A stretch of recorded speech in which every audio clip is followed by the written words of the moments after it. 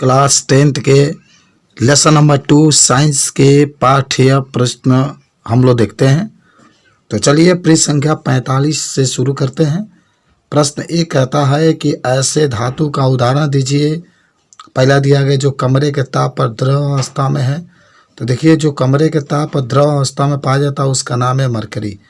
दूसरा कहता है चाकू से आसानी से काटा जा सकने वाला धातु का नाम है। तो आप इसको सोडियम, लिथियम और पोटेशियम में से कोई एक लिख सकते हैं। ऊष्मा के सबसे अच्छा चालक कौन होता है?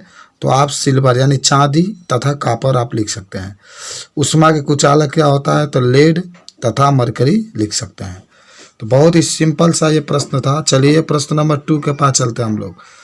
देखिए प्रश्न 2 कहता है आपके कि आघातवर्ध तथा तन्य का अर्थ बताइए।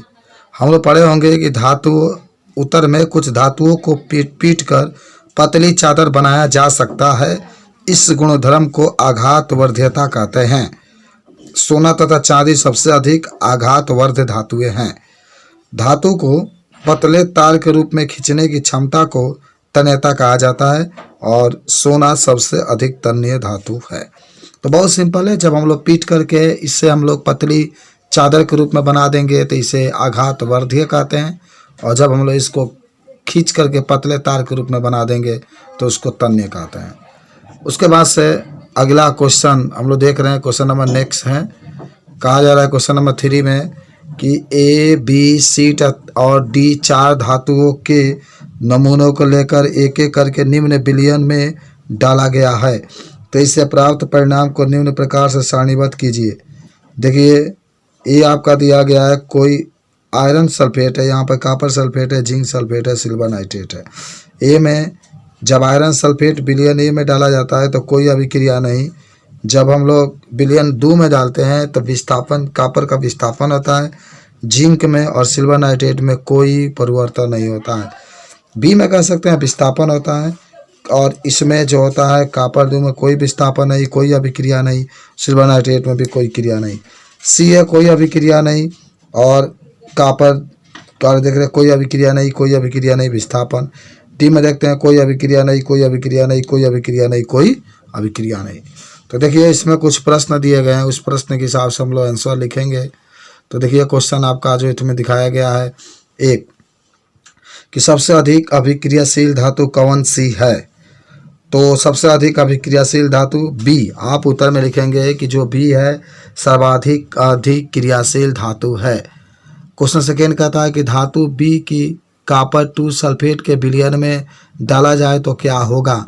सेकेंड के आंसर हम लिख सकते हैं कि विस्थापन अभिक्रिया घटित होगी। तीसरा कहता है कि धातु ए, बी, सी और डी की अभिक्रियाशीलता को घटते हुए क्रम में लिखना है, यानी जो सबसे अधिक क्रियाशील होगा उसको सबसे पहले, जो सबसे कम होगा सबसे बाद में। देखिए धातु भी सबसे अधिक क्रियाशील होगा, इससे कम ए, इससे कम सी और सबसे कम आपका डी होगा। तो ये था आपका पाठ्यगत प्रश्न पृष्ठ संख्या 45 का। आइए नेक्स्ट पर चलते हैं हम लोग। अब देखिए पृष्ठ संख्या 51 का हम लोग अब हल करेंगे। तो पृष्ठ संख्या जो 51 है, 51 को हम लोग अब हल करते हैं, जिसमें देखिए क्वेश्चन नंबर 1 आपका दिखा रहा है इसमें 51 में कि सोडियम को केरोसिन तेल में डुबा करके क्यों रखा जाता है? तो देखिए इसका उत्तर आप लिख सकते हैं कि सोडियम जो होता है सामान्य ताप पर भी नमी ऑक्सीजन के साथ तेजी से अभिक्रिया करता है, किंतु वह केरोसिन के साथ न तो अभिक्रिया करता है और न ही इसमें घुलता है। अतः सोडियम को केरोसिन तेल में डुबा करके रखा जाता है। आइए क्वेश्चन नंबर 2 के पास देखते हैं हम लोग। कहता है कि इन अभिक्रियाओं के लिए समीकरण लिखिए। भाप के साथ आयरन की अभिक्रिया। देखिए आयरन जब कहेगा तो या फिर लिखते हैं, भाप की जब बात करेगा तो H2O, जब क्रिया करता है तो क्रिया करके बनाता है या फिर TO3 और प्लस हाइड्रोजन गैस बाहर निकल जाता है। सेकेंड कहता है जल के साथ कैल्शियम तथा पोटेशियम की अभिक्रिया। चलिए देखिए मैं कराता हूँ। कैल्शियम आपका है Ca से डिनोट करते हैं, जल है तो H2O, कैल्शियम हाइड्रोक्साइड CaOH का ट्वाइस और हाइड्रोजन गैस बाहर निकलता है। यहाँ पर पोटेशियम के है, जल के साथ अभिक्रिया करते हैं तो पोटेशियम हाइड्रोक्साइड बनता है और इसमें भी हाइड्रोजन गैस बाहर निकल जाता है।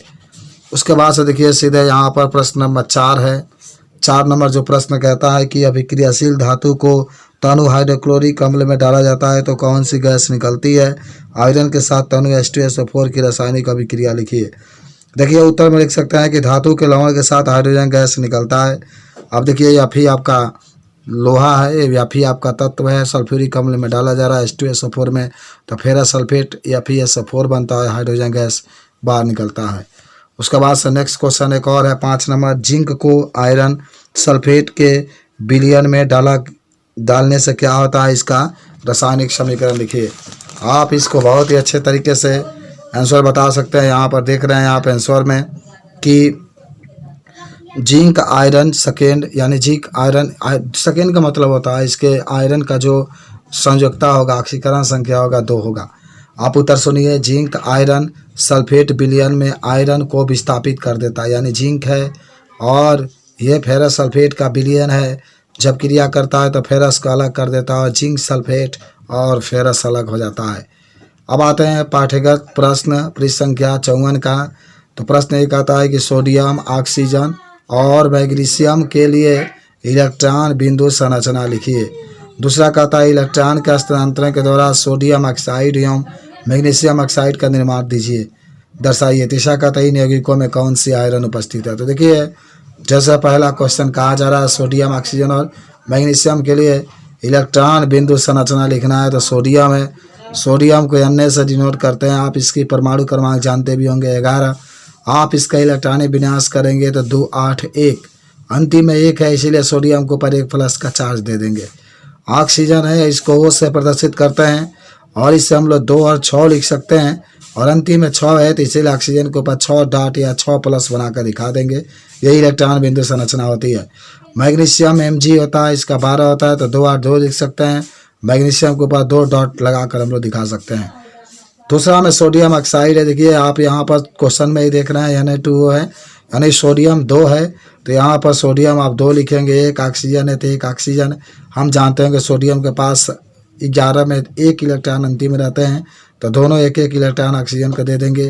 तो देखिए दोनों इलेक्ट्रॉन सोडियम दिए हैं, तो ये जो भी इलेक्ट्रॉन देता है उसके ऊपर प्लस प्लस का चार्ज, तो सोडियम के ऊपर भी प्लस, इस सोडियम के ऊपर प्लस, और ऑक्सीजन 2 इलेक्ट्रॉनों को ग्रहण किया इसलिए इसके ऊपर 2 माइनस का चिन्ह रहता है, या इसी का N2O लिख सकते हैं। मैग्नीशियम ऑक्साइड का भी दिखाना है, तो देखिए Mg मैग्नीशियम का 12 होता है, और आप जानते होंगे कि अंतिम में 2 होता है तो 2 इलेक्ट्रॉन दिखा देंगे। जो ऑक्सीजन होता है उसका 8 होता है, अंतिम में 6 तो 6 इलेक्ट्रॉन दिखा देंगे।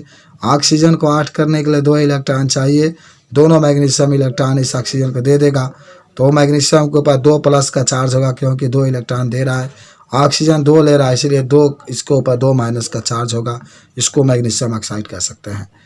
तीसरा आपका है कि सोडियम ऑक्साइड यौगिक में उपस्थित आयन धन आयन सोडियम है, सोडियम प्लस तथा ऋण आयन ऑक्सीजन पर -2 है, और मैग्नीशियम ऑक्साइड में उपस्थित 2 आयन है, धन आयन Mg के ऊपर 2 प्लस तथा ऋण आयन O के ऊपर -2 होता है। उसके बाद से प्रश्न 2 कहता है कि आयनिक यौगिक का गलनांक उच्च क्यों होता है।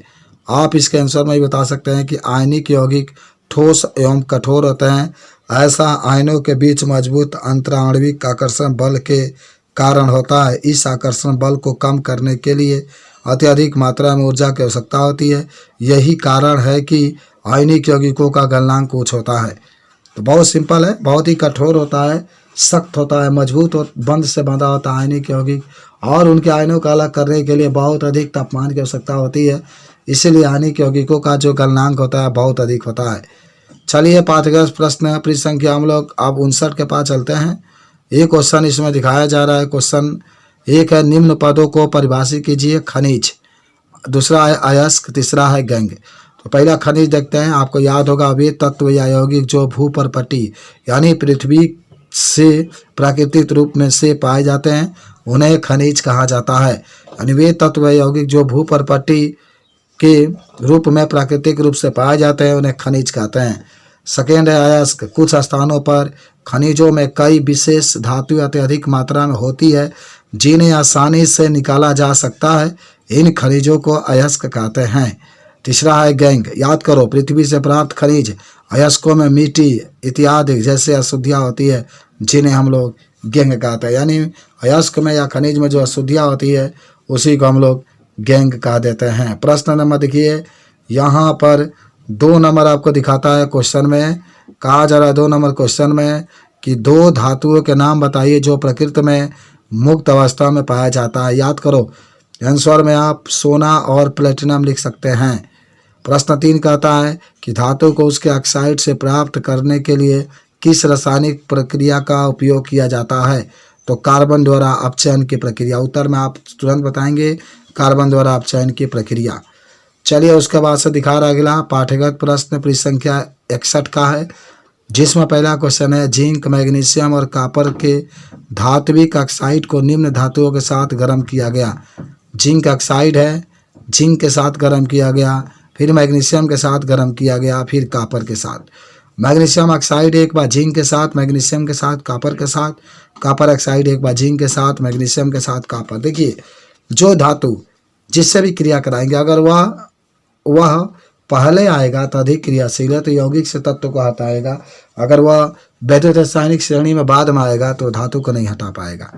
तो देखिए, क्रिया कराया गया है, आपको मैं बता दूं। पहला में आप बता सकते हैं कि जिंक ऑक्साइड को मैग्नीशियम के साथ गर्म किया जाता है, तो जिंक ऑक्साइड मैग्नीशियम के साथ द्विब विस्थापन अभिक्रिया निम्न प्रकार से उत्पाद बनाता है। जिंक ऑक्साइड है, मैग्नीशियम के साथ क्रिया कराएंगे तो जिंक अलग हो जाएगा मैग्नीशियम ऑक्साइड।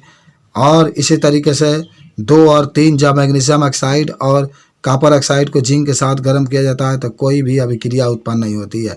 कॉपर ऑक्साइड है, जिंक के साथ क्रिया कराएंगे, कॉपर और जिंक ऑक्साइड, और फिर कॉपर ऑक्साइड को मैग्नीशियम के साथ करेंगे तो कॉपर और मैग्नीशियम ऑक्साइड आपका प्राप्त होता है।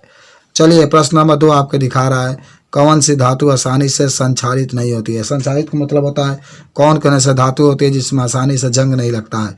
आप उत्तर में बता सकते हैं सोना, चांदी और कॉपर आदि धातुएं आसानी से संक्षारित नहीं होते हैं। उसके बाद से एक और प्रश्न है मिश्र धातु क्या होते हैं? तो आप तुरंत कहिएगा 2 या 2 से अधिक धातुओं को समांगी मिश्रण को मिश्र धातु कहते हैं। इसे तैयार करने के लिए पहले मूल धातु के गलित किया जाता है और फिर दूसरे तत्वों को एक निश्चित अनुपात में इसमें विलीन किया जाता है। तो ये भी आपका होता है मिश्र धातु के बाद जब होती है। तो उसके बाद से क्वेश्चन नंबर पाठ्यगत प्रश्न में जो आपका प्रश्न है 62 और 63 का क्वेश्चन है निम्न में कौन से युगल विस्थापन अभिक्रिया प्रदर्शित करता है? आपका जो आंसर होगा डी, सिल्वर नाइट्रेट विलयन में कॉपर जो होता है वही द्वि विस्थापन अभिक्रिया को प्रदर्शित करता है।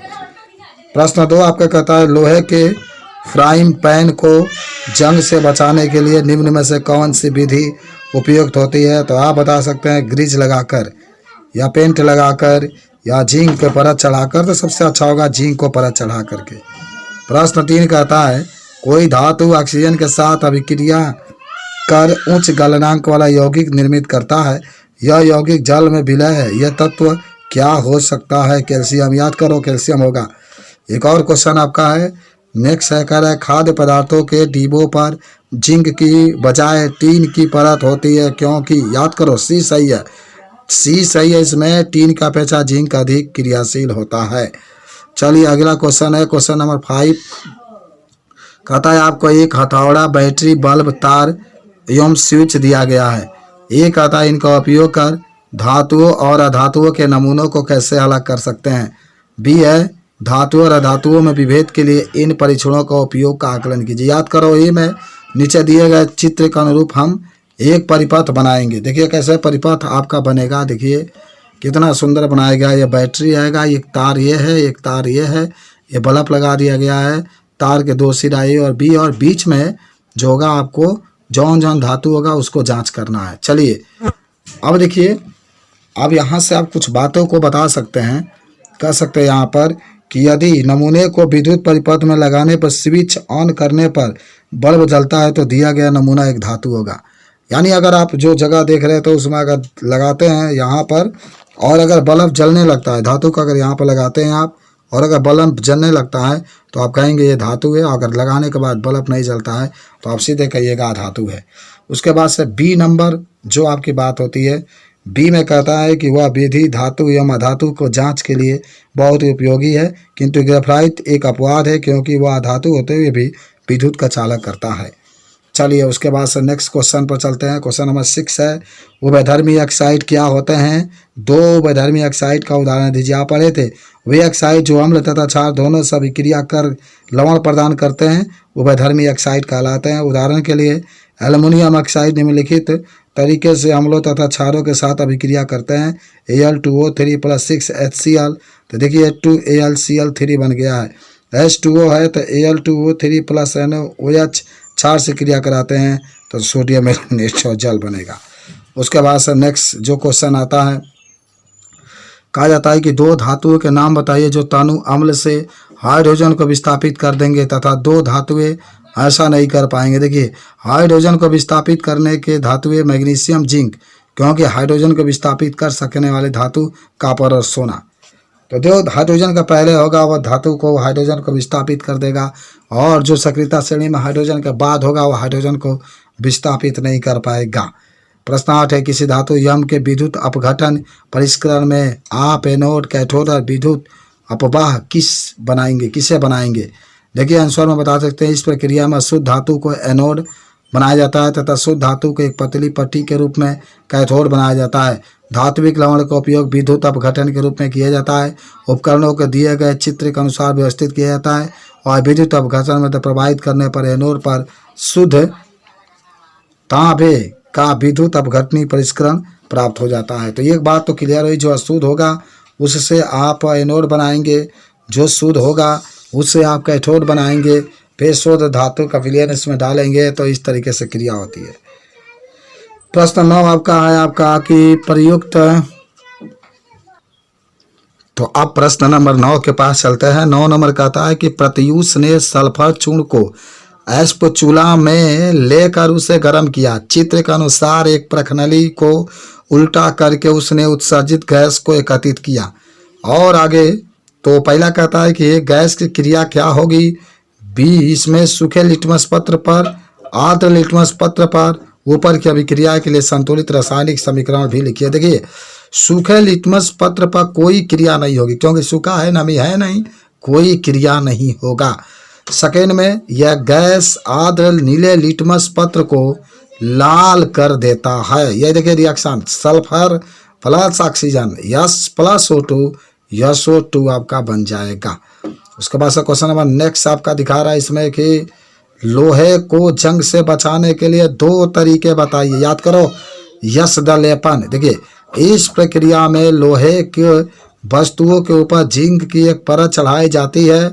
पेंटिंग, इस प्रक्रिया में लोहे को वस्तुओं पर पेंट किया जाता है। 2 तरीके से हम लोग सुरक्षित रख सकते हैं। चलिए क्वेश्चन नंबर हम लोग 11 के पास चलते हैं। कहता है ऑक्सीजन के साथ संयुक्त होकर अधातुएं कैसे ऑक्साइड बनाती? याद करो, क्षारीय ऑक्साइड तथा उभयधर्मी ऑक्साइड दोनों बताती है।